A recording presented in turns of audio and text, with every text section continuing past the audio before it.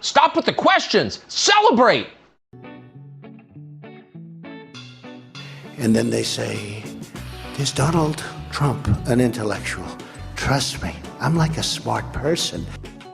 Yosemite's one of the wettest we've ever seen from the standpoint of water.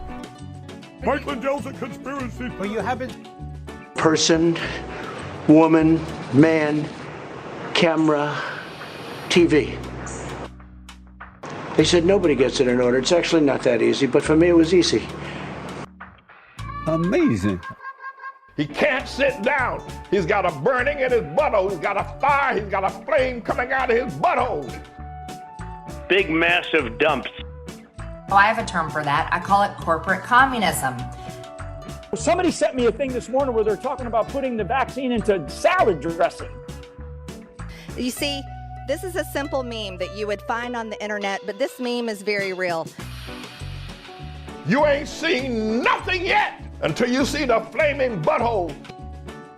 Putting us on our knees to China. Now witness the firepower of this fully armed and operational battle station. Testicles.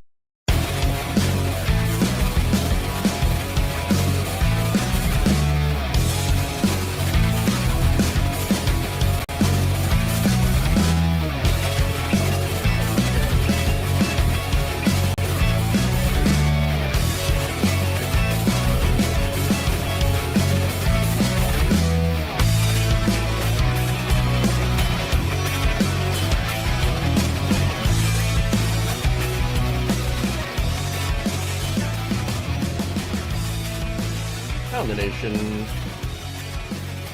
Waldorf Nation. It's Monday. You know what time that is. Or I should say, you know what time it is, and you know what that means. We got a show, and I'm going to be super awkward through it. Hey, of course. That's what we do here. We say inappropriate things, and then make it awkward. Hey, gotta love it. Oh my God! He admitted! I admit it. Headphones today, trying new things, trying new sound stuff. I know everybody gets kind of tired of me, so normally I have like the microphone like right in front of me, okay? And then I like look off to the side because I got my monitor over here and a monitor over here. And I want to know what's going on. I want to watch it. I want to look at the chat. I want to see what's going on here. And then like, when I look over, the mic doesn't pick me up as well, so people get very upset, and understandably so, because you like can't hear me very well, or it's not that good. So I'm trying new things. You know what I'm saying? I'm trying new things, and sometimes we're gonna have a whoopsie. That's just how it works out. Super awkward is still super. Well, I appreciate that. Thank you. And so yeah, we're doing some things. It's new stuff. It's different stuff. But same old show. So, you know, like I said, we're going to play around with all different sorts of things. But anyway, we got a fun show for you today. We have, of course, an update on the investigation into the January 6th, Capitol riot, and the attempt to, overturn the election. Pretty important. Then we have a moms group. Hasn't got a lot of scrutiny. I'm going to talk about them and expose them for who they are. Of course, we have Michigan Republicans playing Rochambeau with each other. No, not really, but there is some ball kicking. Yeah, Testicles. We got ball kicking going on as Republicans tear each other apart. So that's fun. We have Representative George Santos saying insanely stupid things. And then, of course, we have Clarence Thomas and more of his corruption. Because, of course, right? As Fat Guy named Tiny says, yes, being able to hear is important in a mostly auditory format. I'm gonna have to agree a little bit there, which is why I'm making some changes, doing some things, trying to enhance the user experience for y'all. Anyway, so let's start out here with fun time. Jack Smith and the voting machines.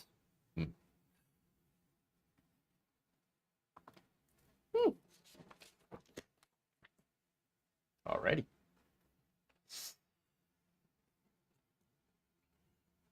Special Counsel Blacksmith. Blacksmith? Really? Wow. It's Monday, guys. It's Monday. I guess I was thinking of like a blacksmith, like playing video games or something. It's a weird day. Alright. Special Counsel Jack Smith is reportedly looking into former President Donald Trump's interest in seizing voting machines. This is according to a report in CBS News. Investigators are wanting to know whether the former president chose to buy into some of the baseless claims by Sidney Powell. You know Sidney Powell, of course. In Venezuela. And Michael Flynn. They were both putting up insane conspiracy theories. And so one of those conspiracy theories that was not related quite to... Oh, well, I guess it is. It's all kind of tangentially related because there's this big Glenn Beck style web of different conspiracy theories when it comes to the election. But basically they're like, oh, well, you know, there's irregularities. There's irregularities. There's issues with the voting machines. Okay. Hey, look, I'm not saying that there aren't issues with voting machines, that they ever, you know, that issues never happen. They do. But they took this and they ran with it and said that this is proof that the entire election, the 2020 election, is completely and utter sham. Not true. So they said that that's why the vote totals that were coming out should not be trusted. And furthermore, and this is the important thing, they said the election should go back to Republican-dominated state governments who would send in essentially fake electors to vote for Donald Trump in the Electoral College. So that's where the, you know, attempt to steal the election is coming from. Okay? That was their plan. Oh, well, don't worry. We've got a whole lot of fake electors here. But, you know, they're the actual real electors. Don't let anybody tell you anything different. Let me tell you, these are the most realist, very real electors that you could ever ask for. Except that they weren't, of course. And their plan was to, no matter what the outcome, vote for Donald Trump and make him president once again. So that was the plan. Again, were there issues with voting machines in some states, in some places? Absolutely. Absolutely. They had issues in Arizona, for example. But none of that was malicious. I mean, I'm not going to say that there are never issues with voting machines. That would be untrue. I mean, come on. Any technology is going to fail. It's going to do weird things. But you know what? Polling places anticipate these issues. And guess what? They make backup plans for in case things go wrong. Oh, well, having redundancies in place? What? Yes, turns out that's a thing. People do plan ahead. Weird. But again, nothing in any of their claims has shown, you know, I guess nothing has been proven that there's anything nefarious there. They claim nefarious ends or means or whatever, and in reality, that's just not the case. There was never anything nefarious here. No deep state machinations to prevent Donald Trump from winning. He just didn't get enough votes in the places that counted. That's it. That's it. Now, that said, Rudy Giuliani, speaking of nefarious things, because it's, yeah, all about being nefarious when it comes to Rudy.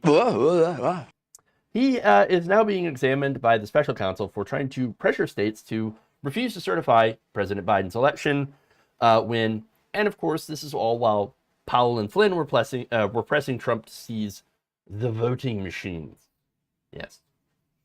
Now, all of that was part of different varying efforts to try to keep Donald Trump in power, who was desperate himself to come up with any justification he could to steal the election. Now, this report from Robert Costa, he said, the special counsel explores whether whether there was provable criminal intent. It's becoming, at the least, a wide-ranging probe exploring how plots to overturn the election developed, the sources said. Now, I mentioned the different competing sources here, or not sources, sorry, factions that were supporting Donald Trump. Now, it turns out they didn't see eye to eye on tactics. Rudy Giuliani, of course, differed with Sidney Powell. In fact, Giuliani wanted to push states to have the special sessions, whereas the Powell group wanted federal power in order to, overturn the election. But again, different tactics, same result, which would be the theft of the 2020 election. And that's pretty much it. Now, some more details about Smith's investigation from the article. Smith's team is asking witnesses whether Trump allies knew at the time that the alternative electors scheme was fraudulent, that they knew it was illegal, because there was a lot of competing theories and there was a lot of things that were presented to Donald Trump in various meetings where they're like, we're not exactly sure that this legal theory, actually makes any sense and would be that would actually work, because it's, kind of off the wall. So they're trying to figure that out. And again, they were also trying to figure out if they had known that there were no problems with the voting machines, and that prosecutors also want to know how these efforts fit into the scheme to pressure Mike Pence to interfere with the certification of Biden's win during a joint session of Congress. So the report said, while the use Pence scheme is certainly also a key part of the probe, the special counsel's team clearly is asking questions about what else was considered, how and when did Trump mention it, and why, and how did he respond to attorneys. So all of that stuff is incredibly relevant and very important. They added alternate electors seizing voting machines, pressuring state officials, et cetera, because all of that, of course, was all different stuff by different groups, but all for the same aim. And did Donald Trump know about it? Was he looking at all this stuff? And what this is, again, is Trump and his allies throwing shit at the wall and trying to find out what exactly sticks. What's the one avenue that is going to allow Donald Trump to get to basically remain in power? They were absolutely desperate to do anything that they could to have him stay in power, because at the end of the day, I do believe that they know that they lost. Again, you're not going to be that desperate, in order to prove all these different competing avenues and theories if you didn't already know that you were screwed. That's just my analysis. That's my 2 cents on this. But again, we'll have to see exactly where the investigation leads, where the facts lead. S.J. Mullen says, if you keep throwing shit at the walls, you're gonna get shitty walls. Yeah. Do you want shitty walls? Because that's how you get shitty walls. Okay. True. Very, very true. Okay.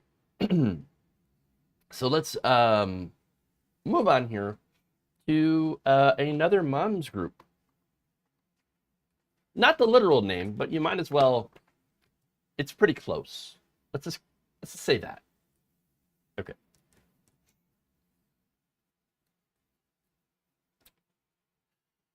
A new report out detailing. I can't talk today. This is bad when you have a talk show. Okay. There's a new report out that details yet another right-wing group's involvement in the January 6th plot to overturn the election.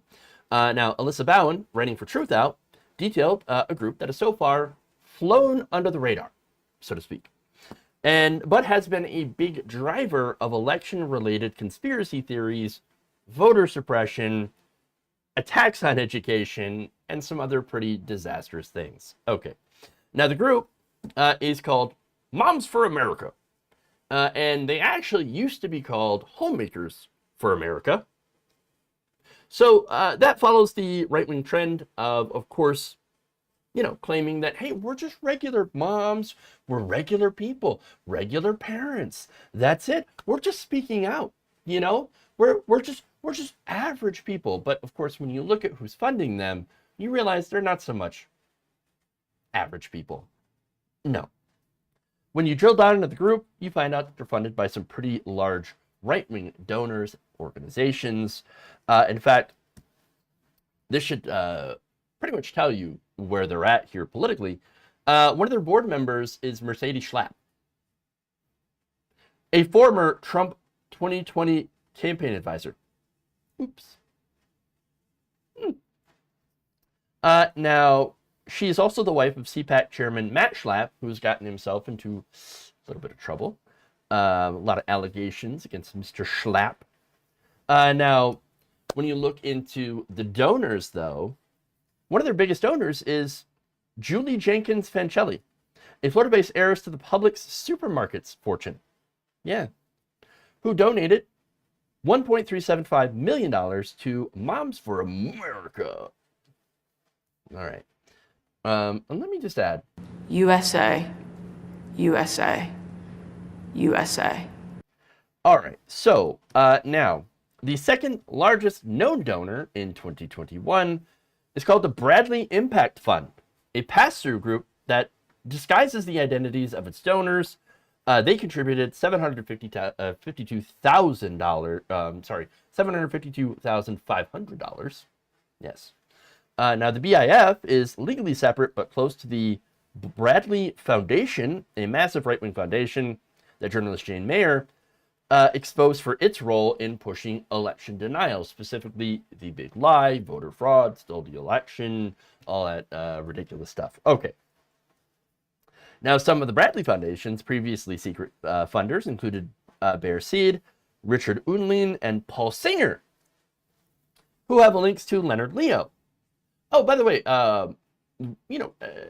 think you all remember me talking about Justice Alito and his fishing trips with Paul Singer.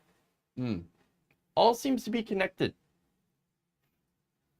All right. Now, Moms for America also took $10,000 from a PAC called America's Future Inc., dark money group chaired by Michael Flynn, who, again, thinks they were putting vaccines in your salad dressing. So, lovely. So, what did that money go to? Well, Moms for America, their staffers helped organize the January 5th Stop the Steal rally. Now, its founder and president, Kimberly Fletcher, who was deposed by the January 6th committee and pled the fifth to nearly every question posed to her, was shown by the committee of her group of having high-level involvement of organizing this event. For example, the committee showed that in December of 2020, Fletcher was part of the text thread with fellow rally organizer Ali Alexander, Nathan Martin, and Ed Martin, in which she told them she had secured permits for activities to answer then-President Donald Trump's call to prevent the election from being certified. They also demonstrate that Moms for America Vice President Debbie Kraulitis helped coordinate accommodations for the January 5th Stop the Steal event attendees, and Moms for America provided a VIP list for the January 6th event at the White House Ellipse, where Trump spoke and urged the crowd to go to the Capitol and, quote-unquote, fight like hell. Yes. All right. Now, another person is Cindy Shafian, who had helped organize and spoke at the Stop the Steal rally on January 5th, while her husband, Scott Shafian, acted as head of security, according to January 6th committee testimony. Moms for America soon thereafter hired Cindy Shafian as its, quote, director of coalitions and engagement. In her speech, Shafian addressed her comments directly to Trump, quote, "We heard your call. We are here for you, Mr. President." She had also gave a lot of thanks during that speech to armed militias like the Oath Keepers, Three Percenters, the First Amendment Praetorian, which her husband reportedly leads, and the Proud Boys. Thanked them for defending the crowd. She also claimed that the Proud Boys were not white supremacists and led a chant in support of Enrique Tarrio, who was recently found guilty of seditious conspiracy for plotting to attack the Capitol on January 6th. So, they know the best people, the greatest people, all connected. Oh, by the way, video footage also shows her marching up the stairs to the Capitol on January 6th and cheering as rioters assaulted a police officer. So, there you go. There's one of your moms for fascism. I mean, for America. Sorry. Wow. What a slip. Oh, but there's more, by the way. Moms for America Board of Directors member Charles W. Herbster, by the way, not a mom, former Trump advisor who'd been accused of sexual assault by 8 women, wow, posted on Facebook the afternoon before the insurrection that he was, quote, in the private residence of the president at Trump International with the following patriots who are joining me in the battle for truth and justice. Justice and truth, truth and justice. By trying to overthrow the democratic process. According to Herbster's post, those in attendance were Senator Tommy Tuberville, who denied being there despite photos of him being there in the lobby that day. Former Republican Attorneys General Association Executive Director Adam Piper, Donald Trump Jr., Eric Trump, former Trump National Security Advisor Michael Flynn, Trump advisor Peter Navarro, Trump 2016 campaign manager Corey Lewandowski, and deputy campaign manager David Bossie, who led the conservative group Citizens United. Additionally, Sharona Bishop, whose Moms for America describes as an election security specialist, laugh along with me. Yes, election security specialist. Really, if you're a specialist, how come you got it so incredibly wrong? She had proposed getting rid of all voting machines, because of course, automatic voter registration, of course, and most absentee voting, because of course. Because they think that they have a disadvantage when you allow those things. No, I mean, technically, I guess they do. They have a disadvantage when more people vote. But specifically, they have a disadvantage because they're not putting forward popular policy that people like. Again, most of their policy involves hating other people, and doing bad things. You should instead run on and then do good things that help average people, that help working people. Yeah, I know. Very, very difficult to do because they don't believe in helping average people. They believe in helping themselves. They believe in helping their donors and, of course, upholding white supremacy.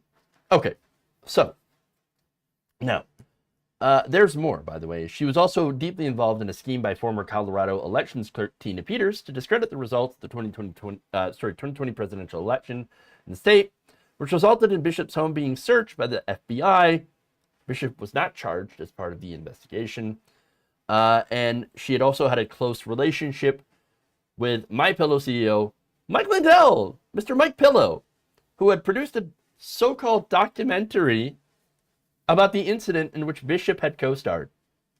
Bishop had flown on Lindell's private jet to Lindell's 2021 Moment of Truth conference in August of 2022, where she went on her own rant about the 2020 fraud election and other claims that have been repeatedly debunked. So, yeah, pretty influential people in this group being massively linked to January 6th and the effort to continue to challenge election results that ended up not being favorable to them, because of course. Now, the reason that I'm covering this, that I'm talking about this group, that I think a lot of you might not have heard before is, well, for a couple of reasons. Number one, it shows you how successful they are in using these Orwellian names to mask what their goals really are. Okay? It also shows you how insane the right-wing base has gone, where you go, from being homemakers for America, and doing whatever social conservative causes to then supporting things to overturn the election. That's how far the right wing has gone. And also shows you how much money is behind these efforts. All these groups on the right that are trying to end democracy as we know it in this country, and they are very, very well funded. Not successful, but very well funded regardless. Now, that's The other, another reason, the final reason I should say that that we really need to talk about this is what they're doing at the state level. Okay, this group also has a 15-state plan to engage and mobilize moms, moms, to get out the mom vote in 2024, as well as in other state and local elections, specifically school board elections in 2023. So they're around, they're well-funded, and they have a plan. That's kind of disastrous. That's kind of dangerous. So they're doing everything they can in this country to take this country further to the right. Now, believe it or not, there's some good news here, okay? The fact that they have to brand themselves this way, and I always find it funny with these conservative groups. So like, Moms for Liberty, Patriots for America, Moms for America, Moms for good things, Moms for Children, all these groups, especially like if they have the word moms or family in it, almost a guarantee that it's going to be like some weirdo anti-gay right-wing group. Okay? Generally, not in every situation, but generally we've seen that this weird Orwellian, again, naming scheme that the right wing has, basically taking patriot, mom, all this stuff that it should be pretty innocuous and even good things, and then taking that name and then using your groups to do the worst things. That's what they do. Now, again, the fact that they do have to brand themselves this way and spend so much money it means that they're not really all that popular with the majority of Americans. And they really have to spend a lot on propaganda. Okay? And so if we continue to point out these facts about these groups and make their names known and what they really stand for, well, their support tends to evaporate. So keep pointing that out and what they're doing. And again, there's a good chance that they'll fail or rebrand or all that stuff. And so it really all starts, fighting back starts with knowing who your enemies really are and the tactics that they're using. So there it is. Moms for Children. Can you get any more generic? I don't even know if there's a group called Moms for Children, to be fair. But still, it wouldn't surprise me if there was. And of course, it wouldn't surprise me if it ended up being like some horrible anti-trans group. It's usually what it ends up doing. All right. Moving on. Oh boy. Let's have some fun with this one.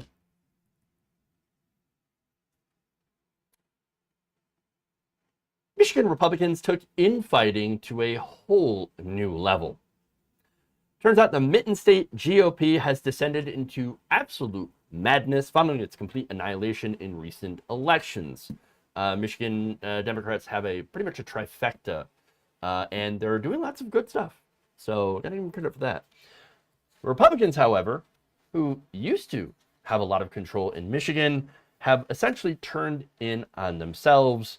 Over the weekend, at least 2 Republican lawmakers got into yet another fight, a brawl, that resulted in police being called and one of the men having to give an interview from a hospital emergency room. According to a report in Mediaite, police were called to the Doherty Hotel in downtown Clare, Michigan. People were involved were Wayne County Republican James Chapman and Clare County Republican Chair Mark DeYoung. Now, apparently this began with some weird hallway Pledge of Allegiance, some, again, I'm reading from the article, doorknob wriggling, and ended up devolving into, flipping people off, again, fellow Republicans, and flipping tables. So flipping birds, flipping tables, and it gets even worse. According to DeYoung, there was some physical assault. Quote, "He kicked me in my balls as soon as I opened the door." Testicles. Ow. I mean... Oh no! Ow.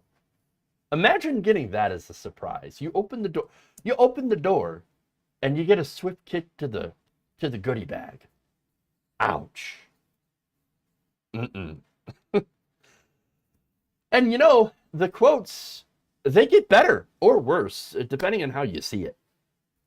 That scuffle intensified with Chapman then running at DeYoung, slamming him into a chair, according to DeYoung, who again provided his account in a phone interview from an emergency room in Clare.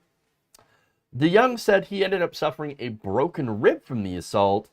Chapman alleged that DeYoung had said, quote, "I'll kick your ass," swung at him, and that led to the ball kicking or tackling. But wait, isn't the ball kicking, though, was as soon as he opened the door? Did somebody slam a door in somebody's face? I don't know. There's not, the details are hazy, which I'm sure after you get kicked in the balls, you're not going to quite remember things very well. Wow. Testicles.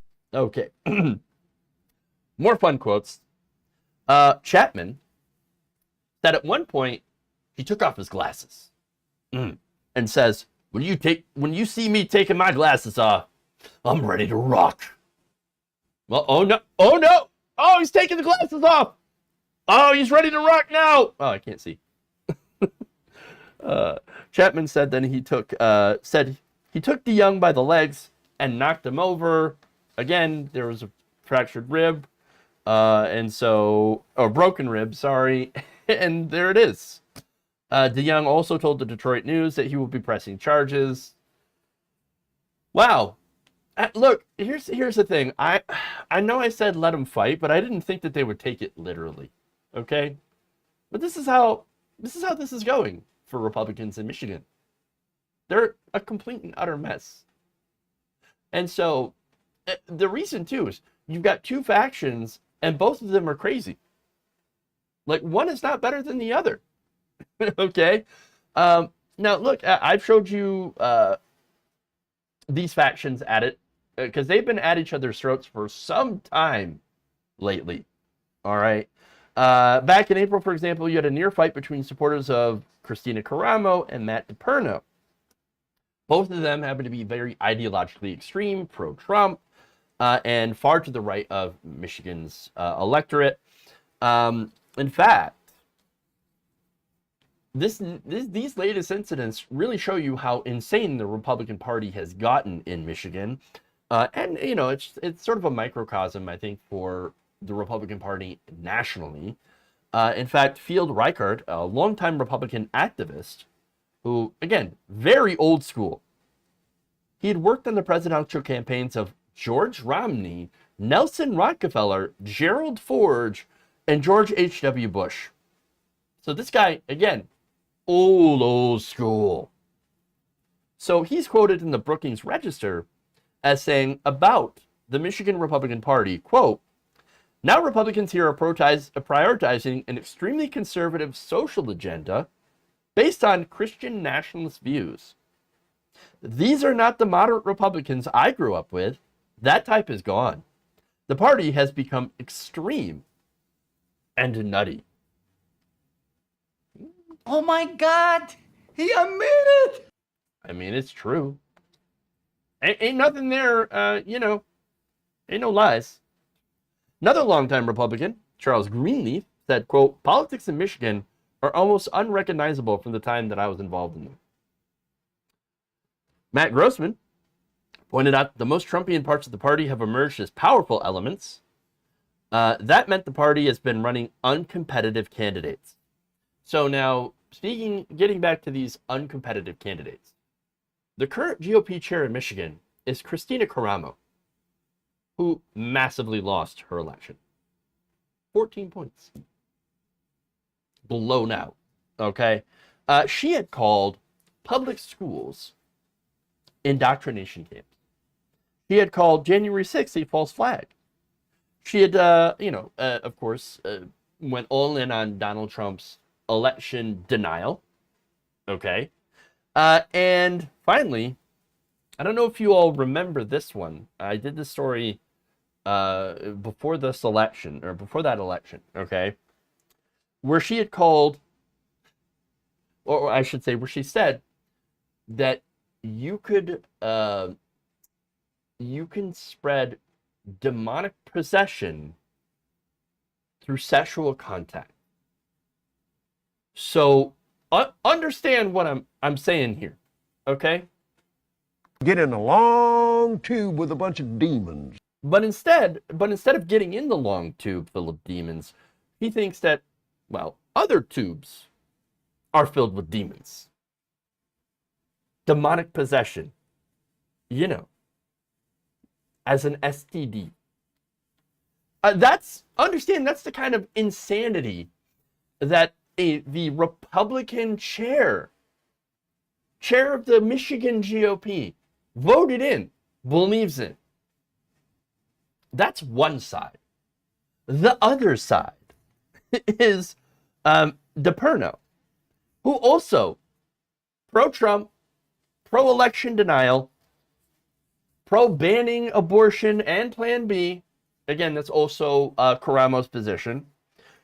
And he had called critical race theory part of, quote-unquote, a Marxist agenda. So, like, ideologically, policy, or just the whack stuff that they believe in, almost indistinguishable. Karamo may have him beat, thinking that, you know, demonic possession can be passed through sexual contact. Or sexual anarchy. Sexual anarchy, it leads to demons. Don't you know? Yes, Christina. Let's get you to bed now, okay? Let's get you your medication. Here you go. But DePerno also, again, an insane person. And so what's going on here?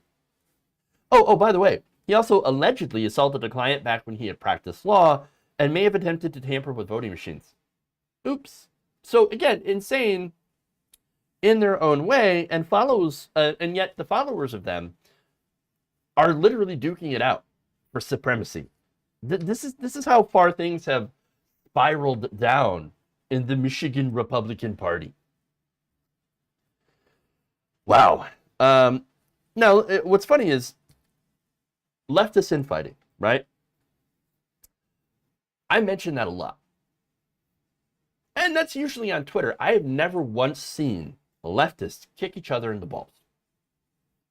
Maybe it's happened. But, you know, a lot of leftist commentators like to talk about how we've got so much infighting on the left. And I'm not saying we don't. We do. Oh, we do. But it's not gotten to this level. No way, no how, not even close. So I guess that's one thing we got going for us. And as far as the Michigan Republicans, well, I mean, it's, you know, their infighting is our gain. So there you go.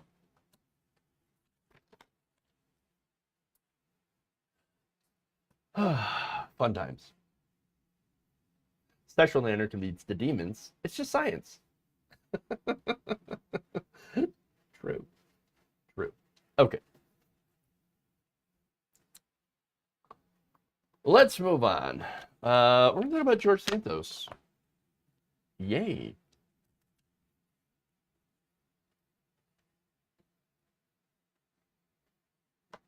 Okay.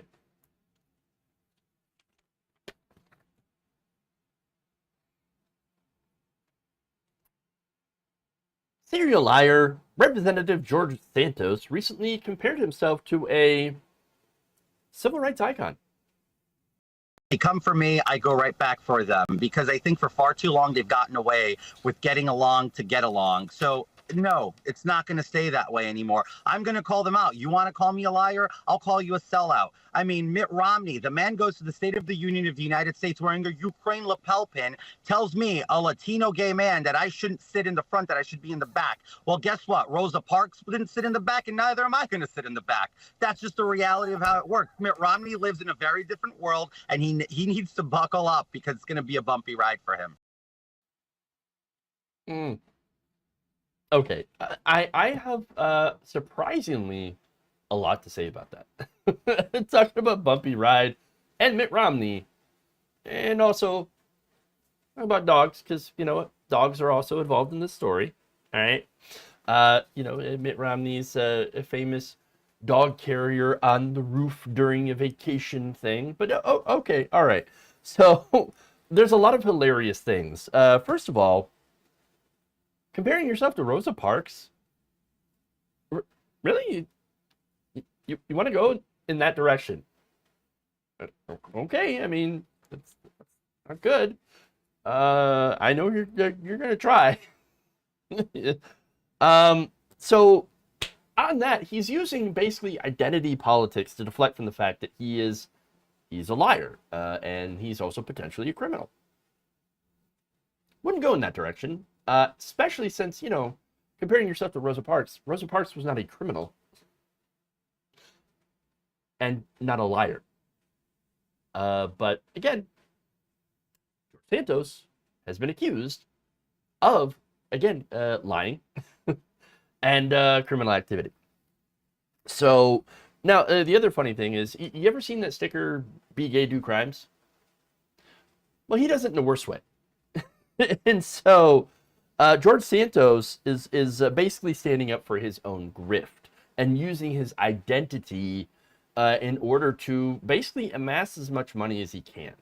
Generally, "be gay, do crimes" means, you know, you're doing something to advance the gay, you know, community in the quote unquote gay agenda, I guess, and advancing the lives of people by standing up against corrupt establishments that are generally homophobic or transphobic, things like that. George Santos, not doing that. In fact, he's on the Republican Party, which is targeting gay rights and trans rights. And so there's that big difference there. Now, as far as his actual crimes, Santos is facing federal fraud and money laundering charges. It's going to be tough for him to get out of those, you know? But again, none of that has anything to do with what he said. Nobody's coming after George Santos because he's a Latino gay man. No, if anything, again, he's alleged doing pretty serious financial crimes, okay? One thing that you cannot do is steal from rich people. Yeah, that's one of the things that you will definitely get in trouble for, stealing from rich people. And look, the reason I think Republicans so far defend him is because he's there as a shield, a useful idiot. He's a shield for Republicans that say, well, we can't be gay, or homophobic, sorry. We have someone that's gay here. Obviously, homophobic? No, we're not homophobic. No, we've got George Santos. And, oh, by the way, we're backing George Santos. No, you're backing George Santos. Again, because he is a shield, a useful idiot. Yeah, that's pretty much it. Okay. Look, there's a lot of lies. There's a lot of dishonesty from Santos. In fact, going back to dogs, where he talks about, you know, Mitt Romney and oh, Mitt Romney's telling me to shut up and sit in the back and all that stuff.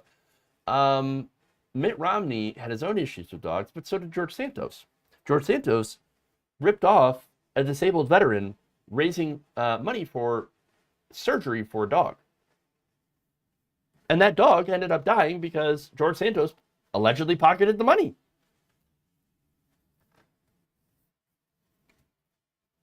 So I guess, you know, when you compare the crimes against dogs, both of them pretty bad, assuredly. But Santos is much worse. Basically, pretty much stealing from someone and allowing their dog to die. Whereas Mitt Romney, again, stuck a dog in a crate. Which, again, not good for the dog. Pretty terrible, actually. And even told that story himself. Volunteered that story himself. So, yes, Santos, far worse. So on this one, they might both be bad guys. And especially wouldn't trust them around dogs, but or any animal. But certainly, George Santos takes the cake in being the literally worst person. Now, yeah, that's about it. Let's go to Clarence Thomas. SFloom85 says, I'm still wrapping my head around what he's identifying as now. Which personality are we on now? Anthony DeBolder or Santa, whatever. Wasn't there like a Jewish personality that he was using as well? But then he's like, oh, I'm not, well, I didn't say I was Jewish. I said I was Jewish. Oh, like there's a difference. Okay. All right. Moving on.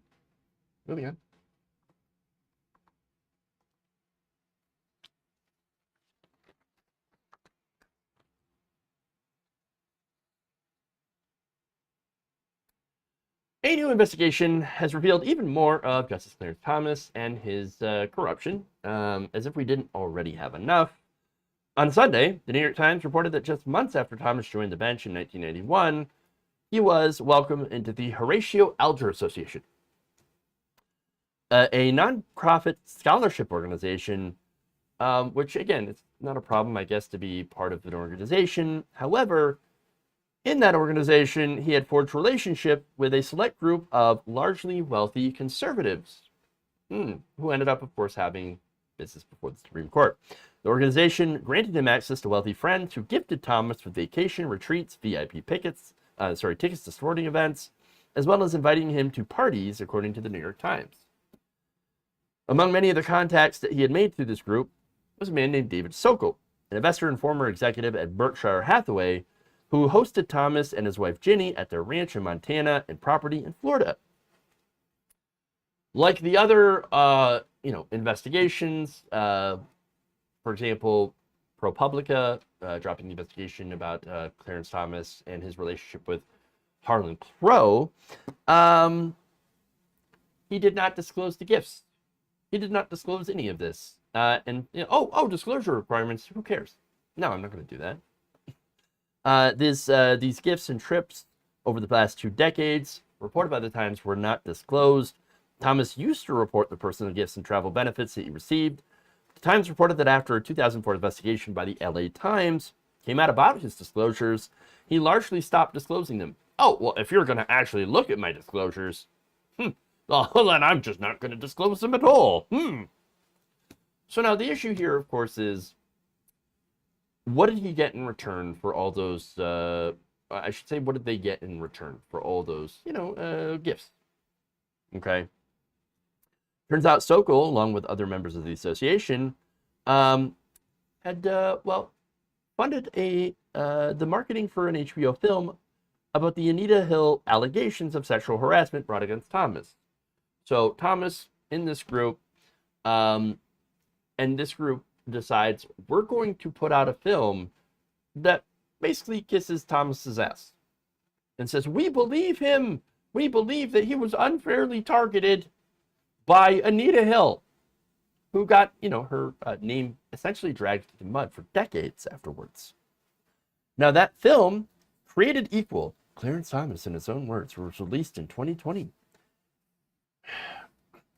Now, this that's Sokol person, this movie had come out after a 2016 film, Confirmation, which again covered the same issue, was released. Now, while speaking during an appearance at a Connecticut library, he once remarked that Thomas had dealt with lies, innuendo, distortions, and outright personal attacks throughout the Supreme Court confirmation process. When asked about Thomas's role in the exclusive Horatio Alger Association, Sokol, in a conversation with the Times, described Thomas as a national treasure and a genuine example of the existence of the American dream. I'm a much better person because of our friendship. You might also be a richer person as a result of your friendship, because again, talking about what Thomas and Sokol get in return for, having this close relationship with each other. Thomas gets a lot of, undisclosed gifts and then movies that are made to help rehabilitate his image. And Sokol, gets financial incentives.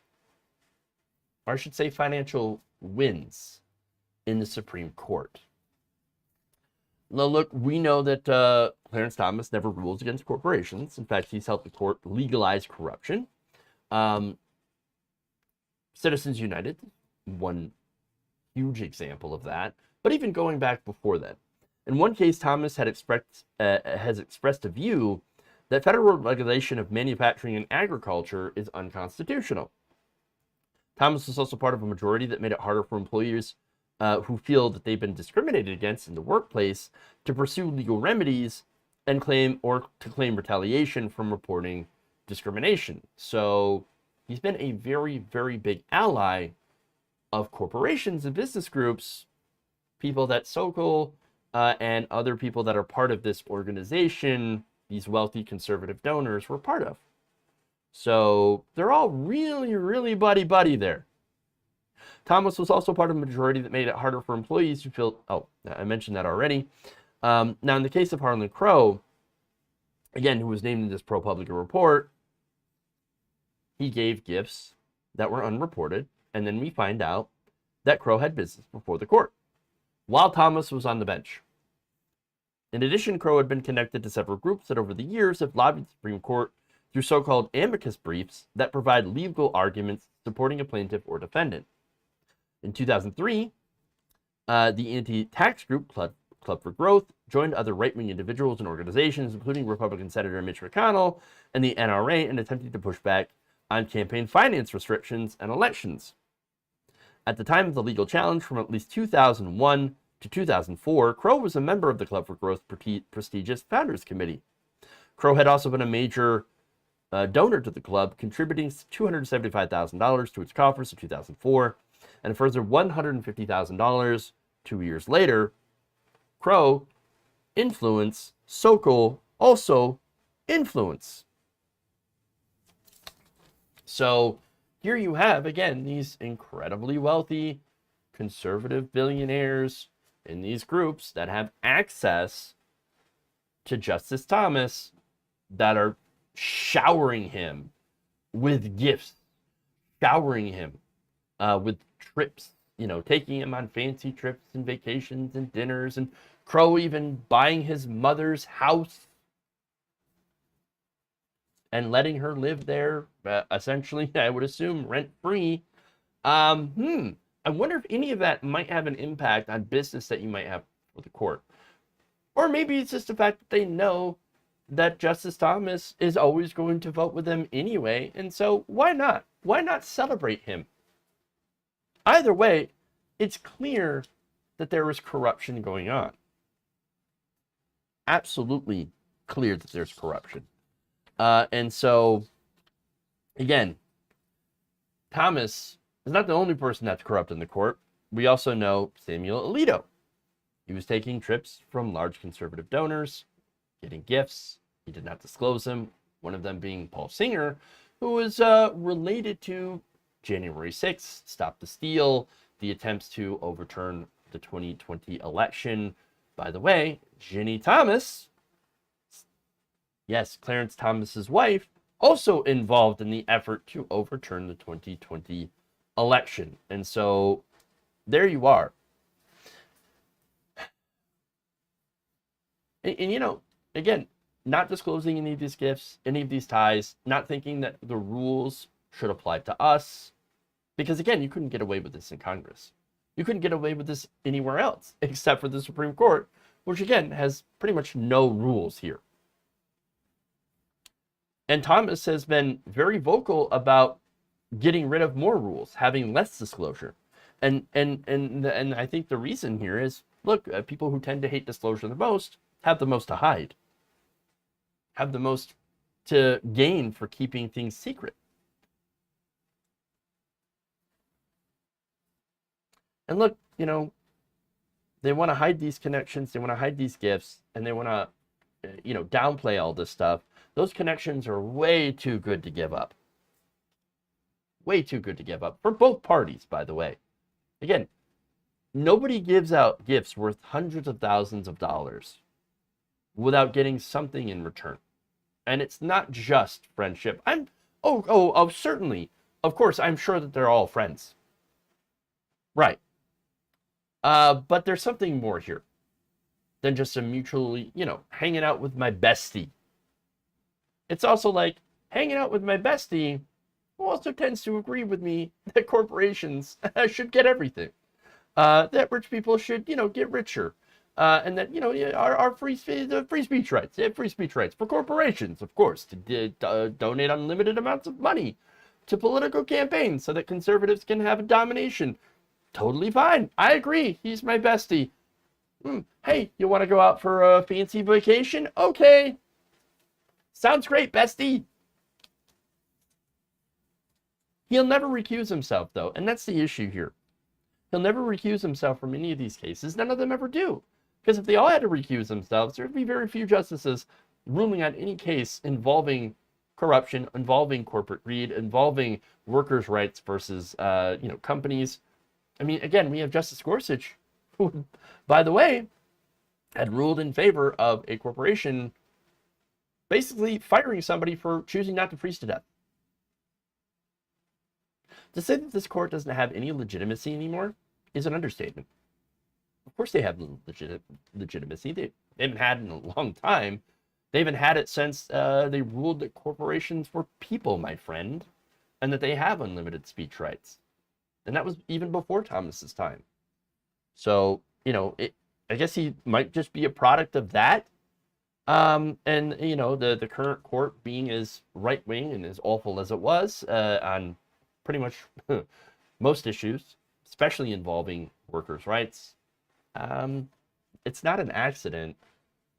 All of this is just part of a long-term conservative plan to take over the court and make it as right-wing, conservative, pro-business friendly as possible. And now it is. Congratulations, you've won, and the American people have lost.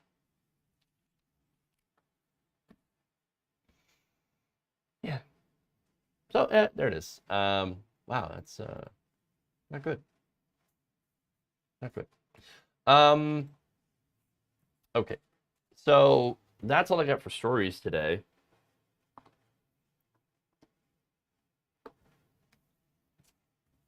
Let's see. Hey Jeff, what do I think about Maryland's explosive sales on the opening weekend of recreational marijuana? Cool. I mean, of course, the one concern I have is, big companies taking over and monopolizing and all that stuff. And that's a concern for pretty much every industry.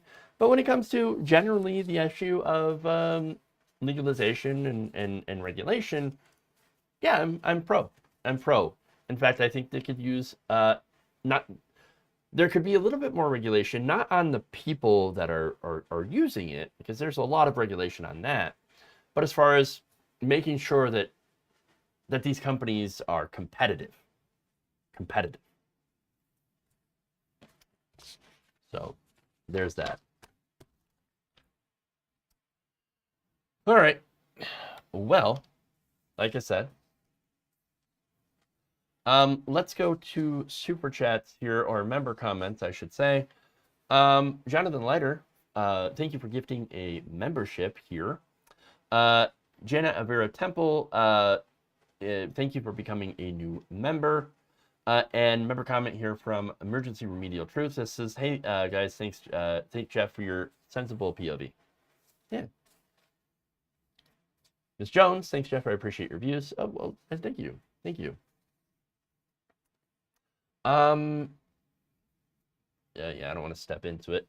But Groove Dragon asks, any comment on the mods resigning from TYT? I think they made the choice that, it's certainly a brave choice, ballsy choice. I support them in their choice for the trans community. I'm not exactly a fan of Jake and Anna's comments towards the trans community. And I think, I definitely disagree with them on this issue. And I'm very open about it, that I disagree. I don't think they have the facts on their side. And I'm more than happy to debate them on that.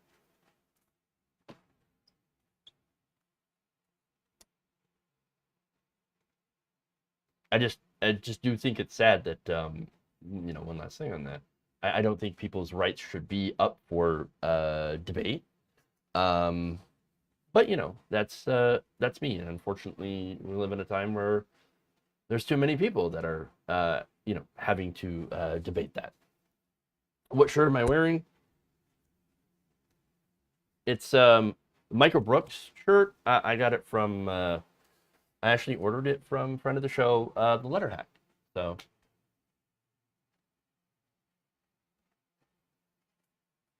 All right.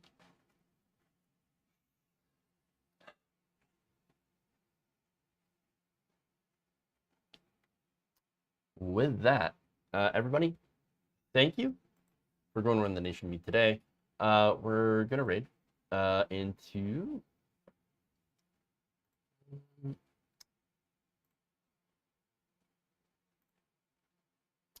we're raiding into the serps.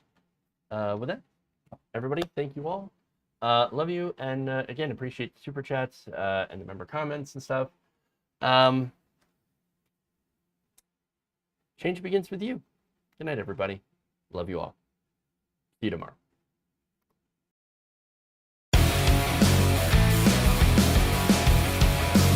Oh no! Tally back. Technically.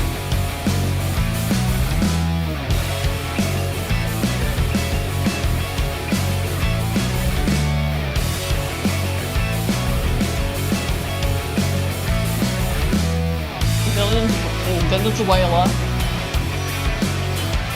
I apologize for nothing. I concede nothing.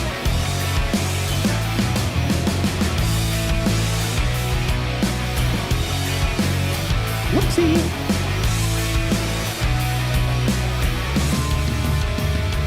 Woke mob. You're kicking me out the door. You're kicking me out the door. Tighten up my meat. I like my